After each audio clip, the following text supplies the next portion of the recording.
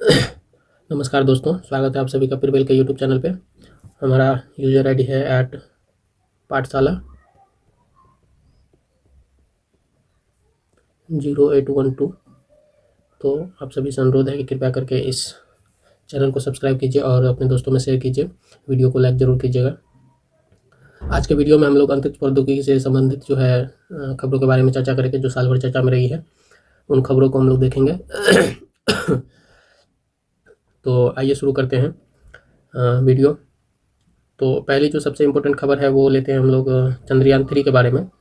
चंद्रयान 3 क्या था मिशन, उसके बारे में देखते हैं थोड़ा सा डिटेल। तो ये भारत का एक महत्वाकांक्षी जो है चंद्र मिशन है, जिसका उद्देश्य चंद्रमा की संरचना को क्या करना है बेहतर ढंग से समझने और उसके विज्ञान को अभ्यास में लाने के लिए चंद्रमा की सतह पर उपलब्ध रासायनिक और प्राकृतिक तत्वों, मिट्टी, पानी आदि का वैज्ञानिक प्रयोग करना है। तो चंद्रयान 3 जो है से संबंधित जो है हमारी चंद्रमा से संबंधित हमारी खोज जारी है और उसी के सिलसिले में जो है चंद्रयान 3 मिशन जो है लॉन्च किया गया था। इसको लॉन्च करने वाली जो रॉकेट थी वो LVM-3 Mark 4 रॉकेट के द्वारा जो है लॉन्च किया गया। और लॉन्च कब किया गया? तो 14 जुलाई 2023 को लॉन्च किया गया था। कहाँ से लॉन्च किया गया? तो ये लॉन्च किया गया आपको सतीश धवन अंतरिक्ष केंद्र श्रीहरिकोटा से लॉन्च किया गया। ठीक है। और चंद्रयान 3 जो है वो चंद्रमा के दक्षिणी ध्रुव के ऊपर जो है वो लैंड करवाया गया है, के पास जो है मैजिनस यू, ठीक है ना, मैजिनस यू क्रेटर के पास 40 दिनों की यात्रा के बाद 23 अगस्त 2023 को भारतीय समय अनुसार 6:04 सफलतापूर्वक सॉफ्ट लैंडिंग किया गया है। तो दक्षिणी ध्रुव के ही पास एक क्रेटर बना हुआ है, उस क्रेटर का नाम है मैजिनस यू, और उसी के पास जो है वो भेजा गया है और सॉफ्ट लैंडिंग किया गया है। तो भारत के समय अनुसार ये 6:04 पे जो है वह लैंडिंग हुई है, उनकी सॉफ्ट लैंडिंग हुई है रोवर की, सॉरी लैंडर की। और जो यात्रा की है वो 40 दिनों की यात्रा हुई है। तो 14 जुलाई 2023 को ये लॉन्च किया गया और 23 अगस्त को 2023 को जो है यह लैंड हुई है। चंद्रयान 3 को सफलतापूर्वक पूरा करने में जो है एस सोमनाथ जो इसरो के डायरेक्टर हैं या अध्यक्ष हैं, पी वीर मुथुवेल जो चंद्रयान 3 के प्रोजेक्ट डायरेक्टर हैं, और मोहन कुमार जो मिशन डायरेक्टर की महत्वपूर्ण भूमिका है इन तीनों की। ठीक है। अब चंद्रयान 3 से हमें क्या क्या मिलने वाला है, तो इसमें जो है पहले देख लेते हैं चंद्रयान 3 की विशेषता क्या है। तो इसमें 3 मॉड्यूल है। पहला है प्रोपल्सन मॉड्यूल, दूसरा है लैंडर मॉड्यूल और तीसरा है रोवर मॉड्यूल। ठीक है। प्रोपल्सन मॉड्यूल क्या है? तो यह लैंडर और रोवर को चंद्रमा की कक्षा में जो है 100 किलोमीटर तक ले जाएगा। प्रोपल्सन मॉड्यूल जो है वो लैंडर और रोवर को क्या करेगा? चंद्रमा की कक्षा में 100 किलोमीटर तक ले जाएगा। इसके साथ इसमें एक विशेष यंत्र लगाया गया है जिसका नाम है सेप। सेप का फुल फॉर्म है स्पेक्ट्रोपोलारीमेट्री ऑफ हैबिटेबल प्लेनेटरी अर्थ। ठीक है, SHAPE सेप का फुल फॉर्म है स्पेक्ट्रोपोलारीमेट्री ऑफ हैबिटेबल प्लेनेटरी अर्थ। तो ये यंत्र लगा हुआ है शेप, जो चंद्र कक्षा से पृथ्वी का ध्रुवीय माप के साथ जो है अध्ययन करेगा, उसका जो पोलर है वो जो है अध्ययन करेगा। तो इसमें जो है अलग अलग सेंसर लगे हुए हैं स्पेक्ट्रोपोलारीमेट्री ऑफ हैबिटेबल प्लेनेटरी अर्थ। इसका मतलब यह एक अलग अलग सेंसर लगे हुए हैं शेप में। तो वो सेंसर जो है वह इन चीज़ों का अध्ययन करेगा कि क्या क्या हो रहा है चंद्रमा के सतह पर। तो चंद्रयान 3 के लैंडर का नाम जो है वो क्या है? वो विक्रम है। और रोवर का नाम क्या था? वो प्रज्ञान है। ठीक है। और इस रोवर में कितने पहिए हैं? तो 6 पहिए हैं रोवर में। विक्रम लैंडर पे जो है वो 4 पेलोड लगे हुए हैं। ठीक है। तो पेलोड किसको कहते हैं? पेलोड कहते हैं कि जो हम लोग एक्स्ट्रा लगाते हैं, हम अपने काम करने के लिए जो यंत्र लगाते हैं उसको हम लोग पेलोड कहते हैं। तो 4 पेलोड लगे हुए हैं, जिसमें पहला पेलोड का नाम है रामभा, दूसरा है चेस्ट, तीसरा है एल्सा और चौथा है LRA लैरा। प्रज्ञान रोवर पर 2 पेलोड जो है वो लेजर इंड्यूस्ड ब्रेकडाउन स्पेक्ट्रोस्कोप यानी कि लिब्स, ठीक है, लेजर इंड्यूस्ड ब्रेकडाउन स्पेक्ट्रोस्कोप यानी कि लिब्स, और अल्फा पार्टिकल एक्सरे स्पेक्ट्रोमीटर यानी कि एपेक्स लगे हैं। तो ये रोवर पर 2 पेलोड जो है, प्रज्ञान रोवर पर 2 पेलोड लगा हुआ है और विक्रम लैंडर पर 4 पेलोड लगा हुआ है। ठीक है। तो रोवर पर जो 2 पेलोड लगा हुआ है उसमें से एक का नाम है लिप्स, और लिप्स का पूरा नाम है लेजर इंड्यूस्ड ब्रेकडाउन स्पेक्ट्रोस्कोप। और एपेक्स का जो है लगा हुआ है उसी रोवर पर, उसका पूरा नाम है अल्फा पार्टिकल एक्सरे स्पेक्ट्रोमीटर। इन दोनों का उद्देश्य क्या है? वो लैंडिंग स्थल के आसपास जो है मौलिक संरचना प्राप्त करना है कि जहाँ पर लैंड करेगा वहाँ पर कैसा है वो है, उसकी संरचना प्राप्त करना है, कि उसको संरचना को पता करना है, उसका स्ट्रक्चर क्या है, उसमें क्या क्या मैकेनिज्म हो रही है उस सतह पर, उसको पता करना है। प्रज्ञान रोवर लैंडर विक्रम के साथ जो है वो कम्युनिकेशन करेगा और डेटा इकट्ठा करेगा दोनों, ठीक है। चंद्रयान 3 मिशन के दौरान रोवर के टायरों ने चंद्रमा की सतह पर भारत का राष्ट्रीय चिन्ह अशोक का स्तंभ लगाया गया है, कि जो जहाँ जहाँ जाती जाएगी तो वहाँ वहाँ जो है वो भारत का नक्शा जो है, नक्शा बोलते हैं वो, सॉरी, इसरो का लोगो और भारत का जो मार्क है, जो संकेतक है, वो चंद्रमा की सतह पर छपती जाएगी। चंद्रयान 3 ने चंद्रमा की सतह पर एक चंद्र दिवस यानी कि 14 पृथ्वी दिवस तक काम किया है, 14 दिन तक काम किया है, ठीक है, एक चंद्र दिवस तक काम किया है। और थोड़ा सा इसमें कुछ इंपॉर्टेंट पॉइंट देख लेते हैं, वो है कि भारत चंद्रमा के दक्षिण ध्रुव पर पहुंचने वाला दुनिया का जो है पहला देश बन गया है।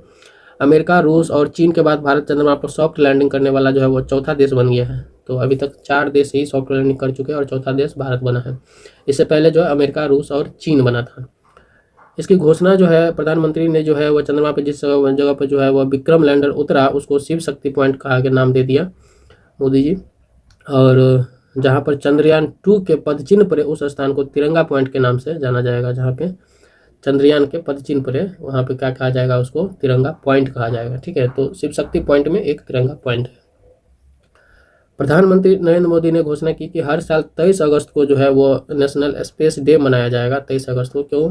क्योंकि 23 अगस्त के दिन ही हम लोग क्या किए थे, वहाँ पे चंद्रमा पे लैंड किए थे, सॉफ्ट लैंडिंग हुई थी। 23 अगस्त को चंद्रमा पर सॉफ्ट लैंडिंग हुई थी, इसीलिए जो है उस 23 अगस्त को क्या करेगा, हर साल नेशनल स्पेस डे मनाया जाएगा।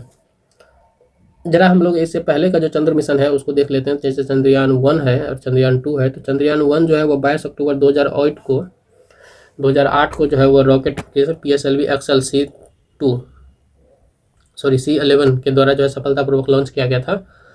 और चंद्रयान 2 जो है 22 जुलाई 2019 को GSLV Mark 3 के द्वारा जो है वो लॉन्च किया गया था, जिसके अंतर्गत एक ऑर्बिटर ने सफलतापूर्वक चंद्रमा की कक्षा में प्रवेश किया, किंतु लैंडर विक्रम जो है सुरक्षित लैंड करने में असफल रहा था, ठीक है। तो उसकी सॉफ्ट लैंडिंग नहीं हो पाई थी, पर ऑर्बिटर जो है वह चंद्रमा की कक्षा तक पहुंच चुका था।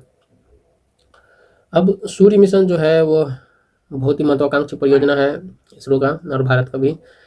तो इसमें देखते हैं हम लोग कि सूर्य मिशन से संबंधित, तो इसको भी लॉन्च किया गया है। इसका जो नाम है सूर्य मिशन का वो है आदित्य L1। आदित्य L1 जो है वह सूर्य मिशन का नाम है। सूर्य के व्यापक अध्ययन के लिए समर्पित यह उपग्रह है, जिसके प्रोजेक्ट डायरेक्टर क्या है, नीगर शाह है। नीगर शाह इनके क्या है, प्रोजेक्ट डायरेक्टर है आदित्य L1 के। और मिशन डायरेक्टर क्या है, बीजू SR है। बीजू SR जो है वह मिशन डायरेक्टर है। संस्कृत में आदित्य का अर्थ सूर्य है। यहाँ L1 जो है वो लैग्रांज पॉइंट है, लैग्रांज पॉइंट 1 को संदर्भित करता है, ठीक है ना। और L1 अंतरिक्ष में वह स्थान है, लैग्रांज पॉइंट वह स्थान होता है जहाँ सूर्य और पृथ्वी 2 खगोलीय पिंडों के गुरुत्वाकर्षण बल संतुलन में रहते हैं। तो ऐसे 5 जो है लैग्रांज पॉइंट का पता लगाया जा चुका है अब तक, जो जहाँ पर जो है पृथ्वी और सूर्य का गुरुत्वाकर्षण बल जो है वह नेट बल जो है वह 0 होता है, संतुलन में होता है। और 5 जिसमें से L1 पॉइंट पर जो है, तो यहाँ आप फिगर में देख रहे हैं ये है L1 पॉइंट। यहाँ पर जो है वह विक्रम लैंडर जो है, सॉरी आदित्य L1 जो हमारा उपग्रह है वो यहाँ पर भेजा जा रहा है। इसरो जो है वह 2 सितंबर 2023 को अपने पहले सूर्य मिशन आदित्य L1 को प्रक्षेपित किया। सतीश धवन अंतरिक्ष केंद्र श्रीहरिकोटा से PSLV C57 के माध्यम से आदित्य L1 उपग्रह का सफल प्रक्षेपण किया है, ठीक है। आदित्य L1 का जो है उपग्रह का सफल प्रक्षेपण किया है। आदित्य L1 को पृथ्वी से लगभग 15 लाख किलोमीटर की दूरी पर और सूर्य के बीच लैग्रांज पॉइंट L1 के आसपास जो है प्रभामंडल कक्षा में स्थापित किया जाएगा, जहां यह सौर वायुमंडल, सौर चुंबकीय तूफान और पृथ्वी के चारों ओर पर्यावरण पर उनके प्रभाव का अध्ययन करेगा, ठीक है। तो वहां से सूर्य का बारे में क्या करेगा, ये अध्ययन करेगा। अब जरा हम लोग इसमें देखते हैं, कह रहा है कि ध्यातव्य हो तो जानने योग्य जो बात है वो है पृथ्वी सूर्य प्रणाली के ऑर्बिटर 5 बिंदुओं जैसे L1, L2, L3, L4, 5 स्थित है, जिसका नाम इटली के खगोल शास्त्री जोसेफ लुई लैग्रेंज के नाम पर रखा गया है, ठीक है। उन्होंने ही इन पॉइंटों की खोज की थी। आदित्य L1 में 7 अलग अलग पेलोड लगे हैं, ठीक है। आदित्य L1 में कितने, तो 7 पेलोड लगे हैं जो सूर्य का विस्तृत अध्ययन करेगा, और जिसमें 4 पेलोड उपकरण जो है वह सूर्य से प्रकाश का निरीक्षण करेगा, 7 में से 4 जो है वो सूर्य से आने वाले प्रकाश का निरीक्षण करेगा और शेष 3 जो है वो प्लाज्मा और चुंबकीय क्षेत्र का मापदंड लेगा, वो स्थानीय मापदंड को मापेगा। ठीक है, तो ये आदित्य L1 के बारे में थी कुछ जानकारी। तो इनमें जो मेन पॉइंट है वो कहाँ से, तो इसको तो सतीश धवन अंतरिक्ष केंद्र श्रीहरिकोटा से भेजा गया, उसको याद रखने वाली चीज़ है ये।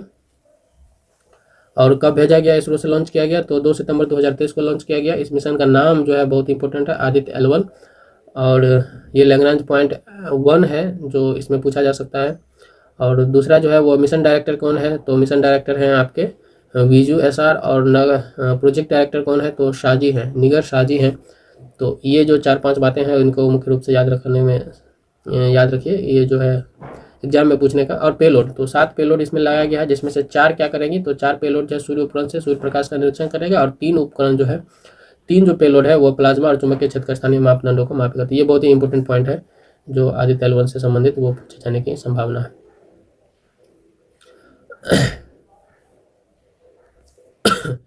ठीक है, तो अब जो है हम लोग देखते हैं कि वर्ष 2022-23 में इसरो द्वारा जो है कुछ महत्वपूर्ण प्रोजेक्ट किए गए हैं। तो उन जरा महत्वपूर्ण प्रोजेक्ट या मिशन को देखते हैं। जैसे गगनयान का पहला परीक्षण किया गया वो 21 अक्टूबर 2023 को, जिसका नाम था प्रक्षेपण यान का TBD-1। और इस प्रक्षेपण का उद्देश्य क्या था, तो हमें देखना था कि इसका उद्देश्य जो है प्रक्षेपण वाहन प्रदर्शन के माध्यम से गगनयान कार्यक्रम के लिए जो है क्रू एस्केप सिस्टम का जो है प्रदर्शन करना था। ठीक है ना, कि क्रू एस्केप सिस्टम कार्य कर रहा है कि नहीं, उसका परीक्षण करना था। तो ये इसका मेन कार्य था। तो इसमें जो पूछने वाली बात है वो है इसकी लॉन्च तिथि 21 अक्टूबर 2023 को, और प्रक्षेपण यान को तो TBD-1 जो है प्रक्षेपण यान से भेजा गया था। ठीक है, अब दूसरा जो है वो है आदित्य L1 मिशन। तो अभी देखें हम लोग 2 सितंबर 2023 को इस मिशन को लॉन्च किया गया, और PSLV C57 से जो है लॉन्च किया गया है। यह भारत का पहला जो है वो क्या है, सौर मिशन है।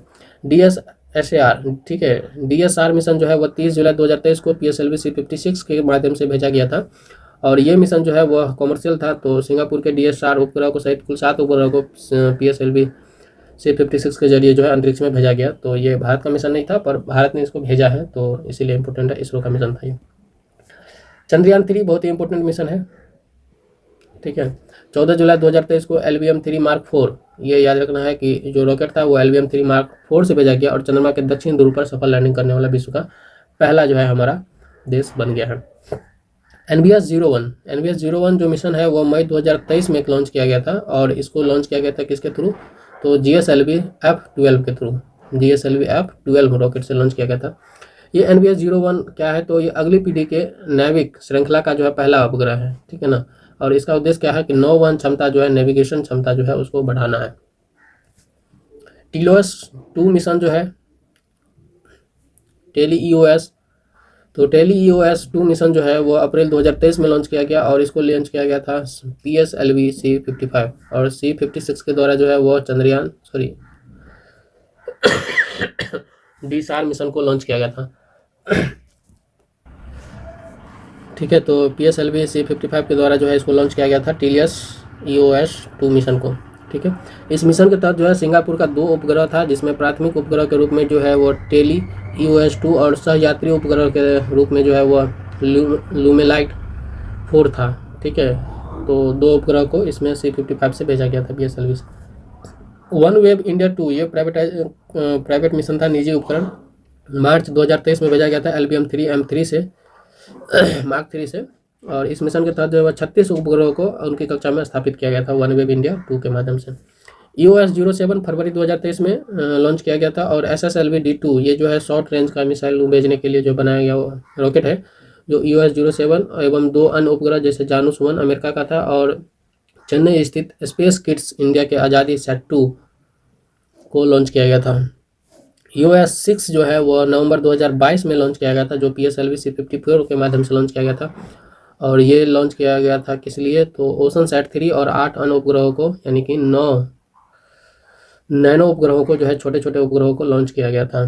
ठीक है, OneWeb India 1 जो है अक्टूबर 2022 में लॉन्च किया गया था, और ये LVM-3 Mark 2 से लॉन्च किया गया था।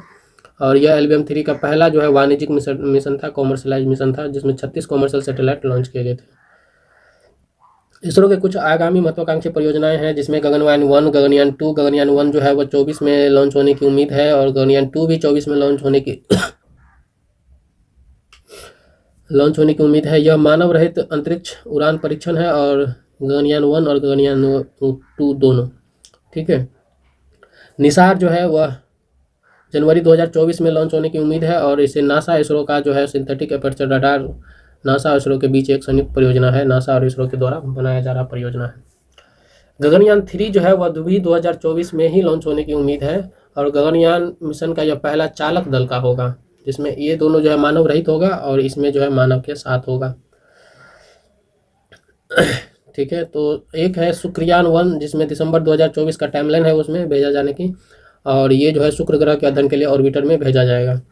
चंद्र ध्रुवीय अन्वेषण मिशन जो है 2025 का जो है मिशन है, ये जो चंद्रमा के दक्षिणी ध्रुव के क्षेत्र का जो है पता लगा करके जैक्सा और इसरो का ये एक अवधारणा है, ऐसा मिशन है, दिया गया है, ठीक है। मंगलयान 2 के लिए जो है 2024 में सोचा गया है, देखा जा रहा है मंगलयान 2 जो है 2024 में भेजा जाएगा और मंगल ग्रह के अध्ययन के लिए ऑर्बिटर में लैंडर और रोवर को भेजा जाएगा। तो वहाँ पे भी हम लोग सॉफ्ट लैंडिंग का देख रहे हैं मंगल ग्रह पे, ठीक है। तो ये जो थी वो हमारी जो है इसरो के कुछ आगामी मिशन थे, ठीक है। तो इस वीडियो में हम लोग इतना ही रहने देते हैं और फिर आगे के वीडियो में हम लोग आगे का कुछ इंपॉर्टेंट पॉइंट देखेंगे। तो धन्यवाद और आपसे अनुरोध है कृपया चैनल को सब्सक्राइब करके शेयर जरूर।